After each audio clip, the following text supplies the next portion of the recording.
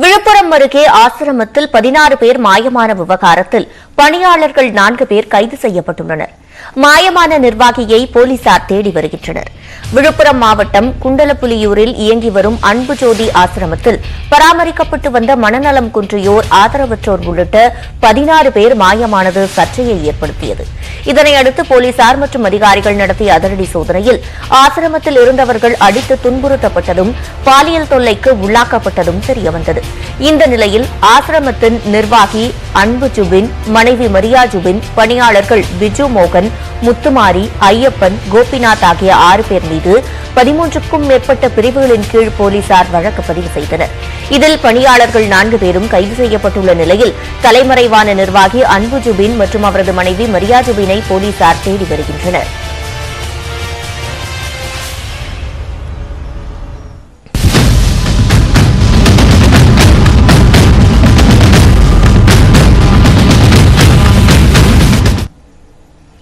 ஈரோடு கிழக்கு தொகுதி இடைத்தேர்தலையொட்டி அரசியல் கட்சியினரும் வேட்பாளர்களும் தீவிர பரப்புரையில் ஈடுபட்டுள்ளனர்.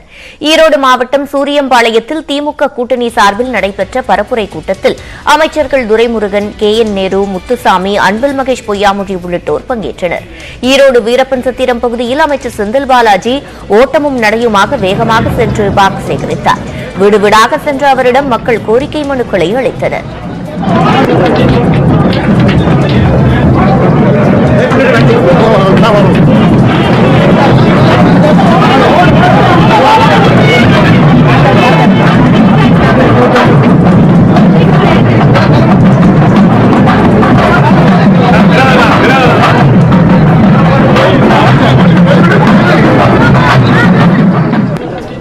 அக்ரஹாரம் பகுதியில் காங்கிரஸ் வேட்பாளர் EVKS இளங்கோவனை ஆதரித்து பரப்புரை மேற்கொண்ட அமைச்சர் நாசர் உணவகத்தில் பரோட்டா போட்டுக் கொடுத்து வாக்கு சேகரித்தார்.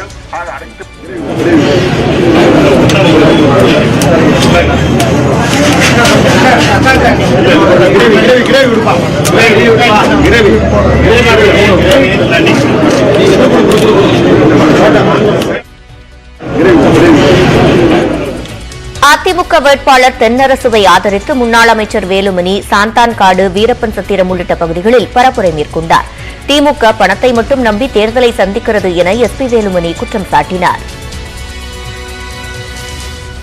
இன்றைக்கு மக்கள் தெளிவா இருக்கிறாங்க. நீங்க என்னதான் பணத்தை பாத்தீங்கன்னா தண்ணியா இருக்கிறாங்க, கடுமையா எல்லாத்தையும் அடைச்சி வைக்கிறாங்க. அது மட்டுமல்ல, ஒரு வீதியில 4 தேர்தல் ஆபீஸ் போட்டிருக்காங்க. இன்னைக்கு தேர்தல் ஆணையம் அதிகாரிகள் எடுத்தாங்கன்னா இன்னைக்கு எதிர்கட்சி வேட்பாளர், இன்னைக்கு திமுக கூட்டணி வேட்பாளர் டிஸ்குவாலிஃபை ஆயிருவார். அந்த மாதிரி இன்னைக்கு விதிகளை மீறிட்டு இருக்காங்க. ஆகவே இதனிடையே திமுக கூட்டணியினர் தேர்தல் விதிகளை மீறுவதாக அதிமுக சார்பில் ஆட்சியர் அலுவலகம், மாவட்ட காவல் கண்காணிப்பாளர் அலுவலகம், மாநகராட்சி அலுவலகம் ஆகிய இடங்களில் புகார் அளிக்கப்பட்டது. தேர்தலுக்கு செய்யக்கூடிய நிதி மொத்தமாக ஒரு சட்டமன்ற உறுப்பினருக்கு ஒதுக்கப்பட்டிருக்க நிதியை காட்டிலும் பல மடங்கு இன்றைக்கு செலவு செய்யப்பட்டிருக்கிறது என்பதை நீங்கள் கண்கூடாக பார்த்துக் கொண்டிருக்கிறீர்கள்.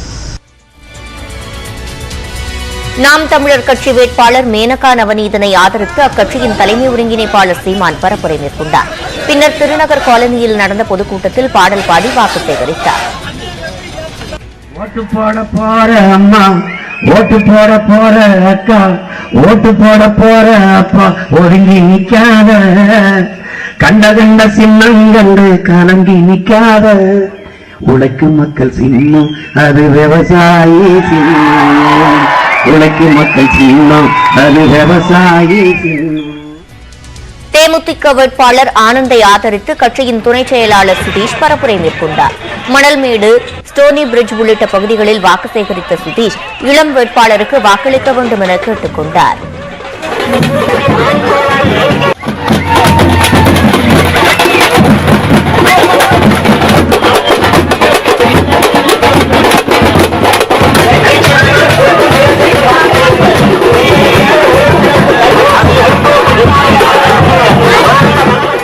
அதிமுக வேட்பாளரும் சரி, காங்கிரஸ் வேட்பாளரும் சரி, 2 பேரும் வயதானவர்கள், முதியவர்கள். இன்னைக்கு எங்களுடைய தேமுதிக வேட்பாளர் ஆனந்த் அவர்கள் இளைஞர். காங்கிரஸ் வேட்பாளர் EVKS இளங்கோவனுக்கு ஆதரவாக நடைபெற்ற கிறிஸ்துவ நல்லெண்ண இயக்க கூட்டத்தில் அமைச்சர் ஏவவேலு உள்ளிட்டோர் பங்கேற்றனர். அப்போது பேசிய அமைச்சர், இந்து பண்டிகையில் பல குளறுபடிகள் இருப்பதால் வாழ்த்து கூறுவதில்லை என தெரிவித்தார்.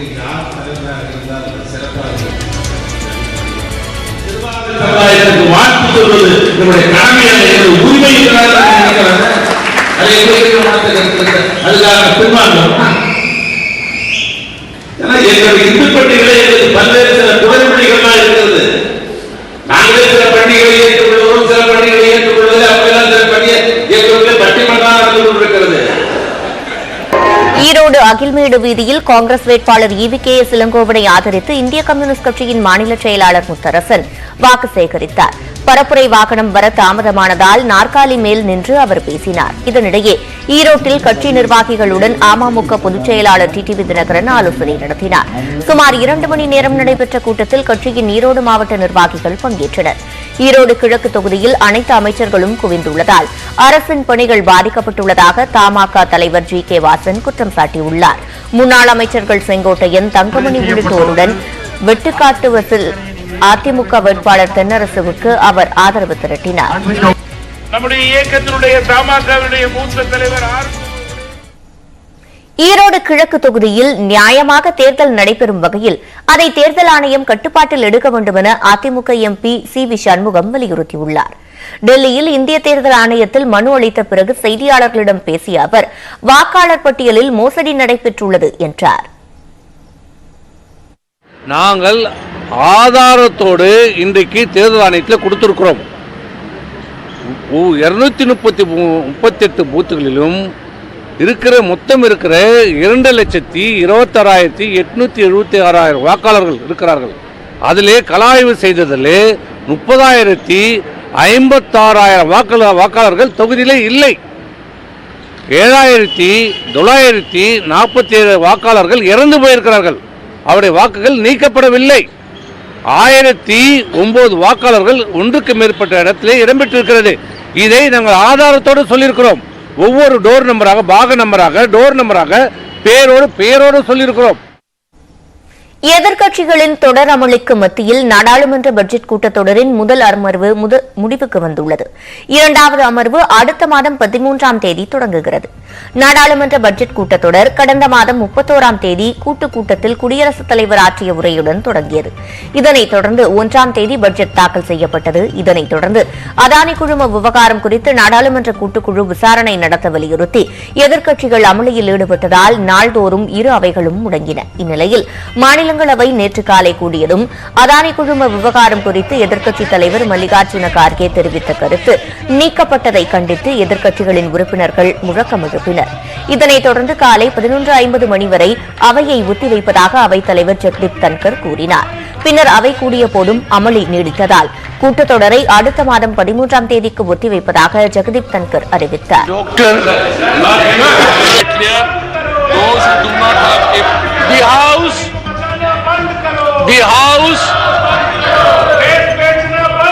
The House stands adjourned. இதனிடையே மக்களவையில் ரயில் நிலையங்களை அழகுபடுத்துவது மற்றும் நவீனப்படுத்துவது தொடர்பான தனிநபர் மசோதா குறித்து விவாதம் நடைபெற்றது. இதில் கலந்து கொண்ட உறுப்பினர்கள் தங்களது பகுதியில் உள்ள ரயில் நிலையங்கள் தொடர்பான கருத்துக்களை எடுத்துரைத்தனர். பின்னர் அவையை அடுத்த மாதம் 13ஆம் தேதி வரை ஒத்திவைப்பதாக சபாநாயகர் ஓம் பிர்லா அறிவித்தார். பட்ஜெட் கூட்டத்தொடரின் 2வது அமர்வு அடுத்த மாதம் 13ஆம் தேதி தொடங்கி ஏப்ரல் 6ஆம் தேதி வரை நடைபெறவுள்ளது. सोमवार दिनांक 13 मार्च 2023 को प्राप्त 11 बजे तक के लिए स्थगित की जाती है. பிரதமர் மோடி தனக்கு ஒரு பொருட்டே இல்லை என்று காங்கிரஸ் நாடாளுமன்ற உறுப்பினர் ராகுல் காந்தி தெரிவித்துள்ளார். கேரள மாநிலம் வயநாட்டில் நடைபெற்ற பொதுக்கூட்டத்தில் பேசிய அவர், பிரதமர் தன்னை மிகுந்த சக்தி வாய்ந்தவராக கருதிக் கொண்டிருப்பதாக குற்றம் சாட்டினார். அவரை கண்டு அனைவரும் அஞ்ச வேண்டும் என்று நினைப்பதாக கூறிய ராகுல், அவர் தனக்கு ஒரு பொருட்டே இல்லை என்று தெரிவித்தார். ஒரு நாள் உண்மையை மோடி நிச்சயம் சந்திக்க வேண்டி இருக்கும் என்று ராகுல் காந்தி எச்சரித்துள்ளார். நாடாளுமன்ற நிகழ்வுகளை மக்கள் அவசியம் பார்க்க வேண்டும் என்று குறிப்பிட்ட ராகுல், மோடிக்கும் அதானிக்கும் உள்ள தொடர்பை புரிந்து கொள்ள வேண்டும் என்றார். நாடாளுமன்றத்தில் தனது உரையின் ஒரு பகுதி நீக்கப்பட்டதாக ராகுல் காந்தி குற்றம் சாட்டியுள்ளார்.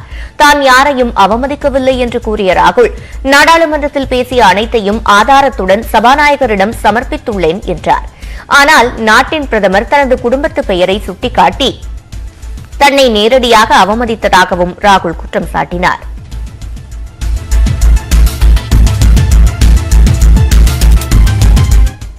நியூசிலாந்தில் கேப்ரியல் புயல் தாக்கத்தை தொடர்ந்து அங்கு அவசர நிலை பிரகடனம் செய்யப்பட்டுள்ளது. நியூசிலாந்தின் அதிக மக்கள் தொகை கொண்ட நகரமான ஆக்லாந்து மற்றும் அதனை ஒட்டிய வடக்கு கடலோர பகுதிகளை கேப்ரியல் புயல் தாக்கியது. சுமார் 140 கிலோமீட்டர் வேகத்தில் வீசிய புயலால் 60,000க்கும் மேற்பட்ட வீடுகளில் மின்சாரம் துண்டிக்கப்பட்டுள்ளது. மேலும் புயலின் தாக்கத்தால் ஏற்பட்ட வரலாறு காணாத கனமழையால் பல்வேறு இடங்களில் வெள்ளப்பெருக்கு மற்றும் நிலச்சரிவு ஏற்பட்டு ஆயிரக்கணக்கானோர் வீடுகளை விட்டு வெளியேற்றப்பட்டுள்ளனர். இதனைத் தொடர்ந்து மீட்பு மற்றும் நிவாரணப் பணிகள் தீவிரப்படுத்தப்பட்டுள்ள நிலையில் அவசர நிலை மேலாண்மைத்துறை அமைச்சர் ஈரன் மெக்கானல்டி பிறப்பித்துள்ளார். 500க்கும் மேற்பட்ட விமானங்கள் ரத்து செய்யப்பட்டதால் சுமார் 10,000 பயணிகள் பாதிக்கப்பட்டுள்ளனர்.